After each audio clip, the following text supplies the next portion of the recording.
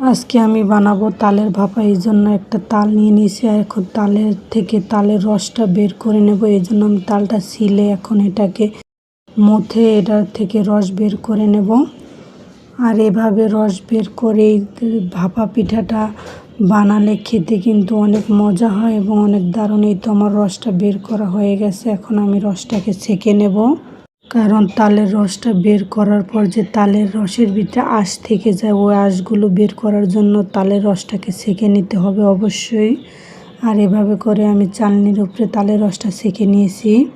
তালের রসটা ছেঁকার পর এখানে আমি দিয়ে দিলাম 1 কাপ চালের গুঁড়া। আর এই চালের গুঁড়োটা দিয়ে আমি ভালোভাবে মিশিয়ে নেব। আর তালের ভাপা বানানোর জন্য চালের গুঁড়ি ব্যবহার করতে হবে, নাহলে কিন্তু ভাপা হবে না। আর এই তো আমার চালের গুঁড়িটা দিয়ে এখন আমি মিশিয়ে কিছুক্ষণ রেখে দেবো। তারপর আমি দিয়ে দেবো একটা ডিম।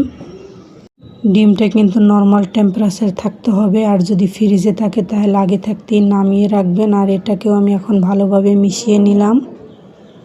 ডিমটা মেশানো হলে আমি দিয়ে দেবো এখানে 1 কাপের মতো চিনি। আর চিনিটা যার যার টেস্ট অনুযায়ী দেবেন। তারপর আমি দিয়ে দিলাম একটু লবণ। লবণটা আমি চিনিটাকে ব্যালেন্স করার জন্য দিয়েছি।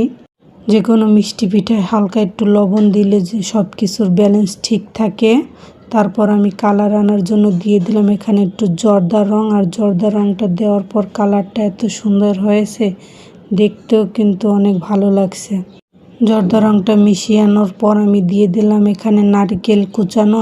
নারকেল কুচানোটা দেওয়ার পর আমি একটু মিশিয়ে নেব। মিশানোর পর আমি দিয়ে দেবো এখানে 1/2 চামচের মতো বেকিং পাউডার। আর বেকিং পাউডারটা দিয়ে আমি আবারও ভালোভাবে মিশিয়ে নিলাম।